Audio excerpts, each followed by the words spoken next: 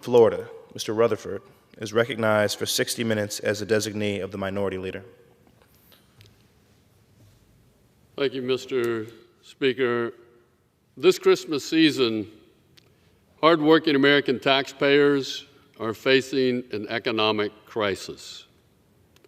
American families have been suffering with record high inflation for the last 18 months. And I can tell you, Mr. Speaker, over the last couple of months, I've had an opportunity back home in Northeast Florida to talk to some of my constituents about the impact that these record high inflation prices are having on their lifestyles. One of my constituents from St. Augustine shared with me that her energy bill has already gone up 40%. 40%. The gas prices have limited her ability to see family and friends. And in spite of just celebrating her 80th birthday, 80 years old, she is now having to go back to cutting her own grass, to doing her own home repairs so that she can stay within her fixed budget.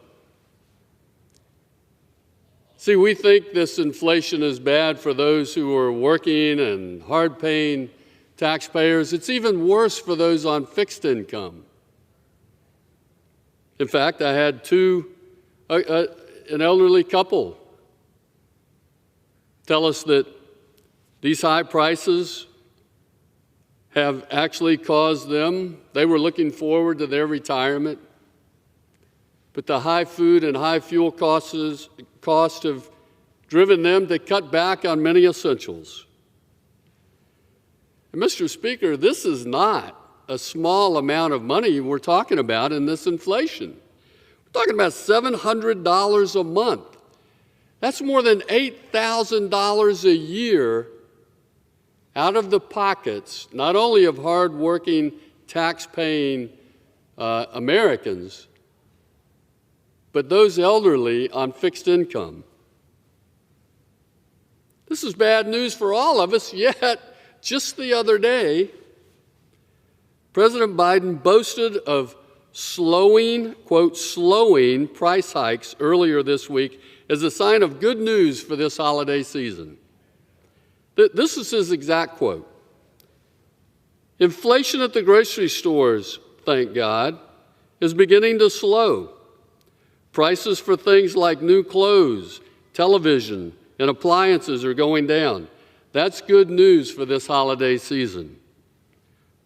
Well, Mr. Speaker, last I checked, food is up over 12%. Energy and gas are both up over 17%.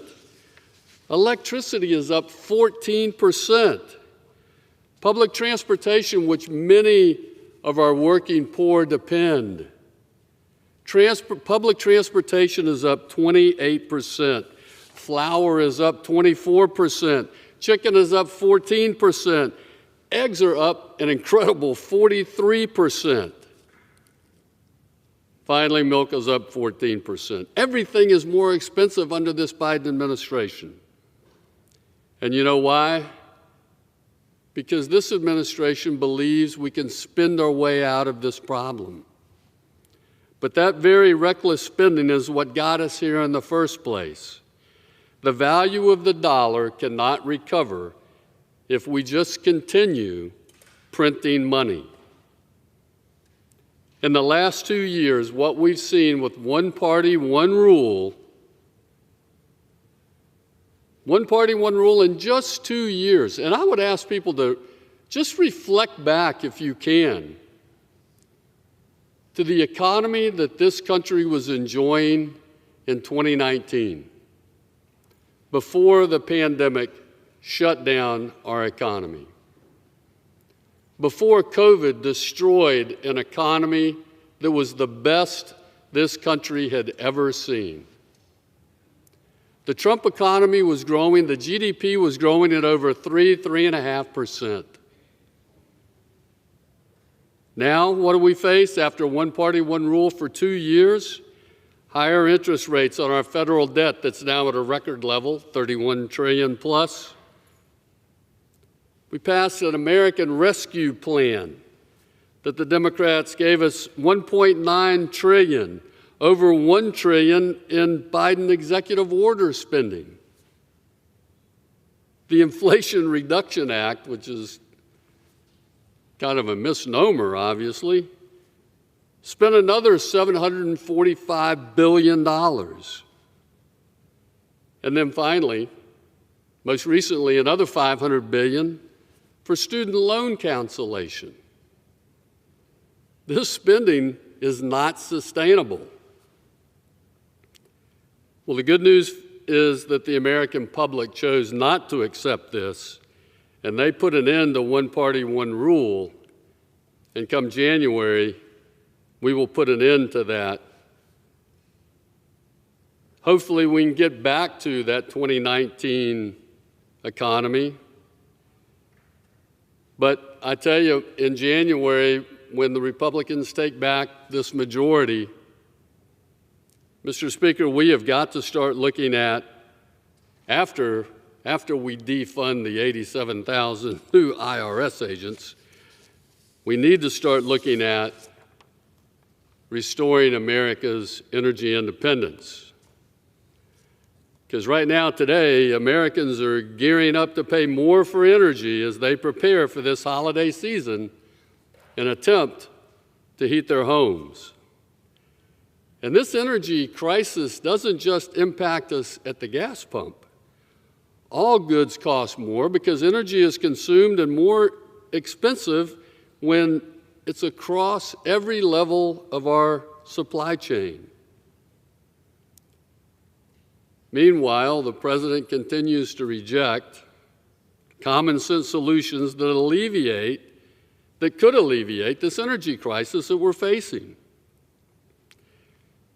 It's almost unconscionable that he sits on 4,600 drilling permits, will not allow them to be released. Instead, he restricts that possibility of American energy independence and goes to OPEC, hat in hand, asking for their assistance to pump more oil.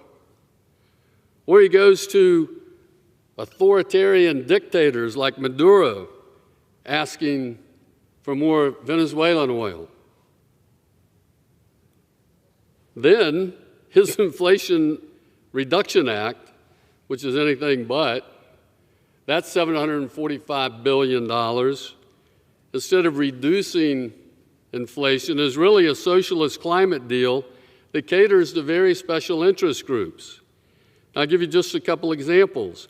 People who buy electric vehicles get tax credits.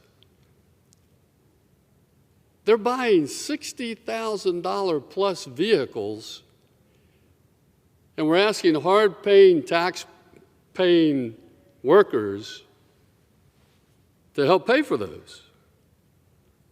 Companies that use union labor get billions in green giveaways. Tech companies producing semiconductors got a special carve-out so that they can take their $24 billion of new taxpayer subsidies to the bank. Corporations can purchase new vehicles, new electric vehicles, and trucks on the taxpayer's dime.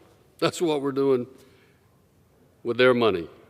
Companies that have employed bribery, who are breaking the law and have to pay fines and penalties, they now get to take that off their book minimum tax, which that simply overturns the tax code's current prohibition on such benefits.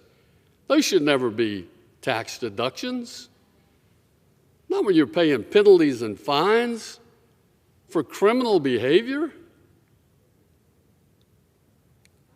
U.S. energy independence impacts every area of our lives, but the president would rather solely blame this conflict on the Ukraine and not admit that he could have done more to bolster our energy independence. Instead, he's taken the tactic that we're now really at a national security level, we're in danger because our strategic petroleum reserves are at dangerously low levels. And we withdrew our strategic energy reserves and then sold that to the Chinese Communist Party. Americans all across this nation are still scratching their heads on that one. And yet the president recently spoke of the reduction in fuel costs. Gasoline is going down, and he's happy with that. Fact of the matter is, the national average for a gallon of gas is $3.52, a dollar more than when Biden took office. It was $2.39. $2.39 in January of 2021. His energy policy is an America last policy. And it continues to exacerbate the oil supply and demand crisis right here at home. Look, America was strongest when we had energy independence and we could rely on our own resources.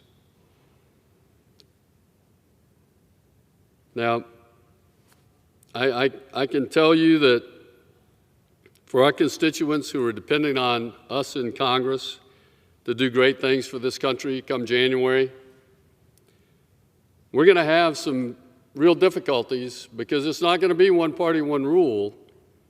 The Republicans won't have the same benefit of having the Senate and the White House that the Democrats have right now. So it's going to be tougher, but we have to make a commitment to America. And we did. We're going to do everything we can to make this economy stronger, everything we can to make this country safer, a country that is more free, and a government that is absolutely more accountable. That's our commitment to America. With that, Mr. Speaker, I yield back.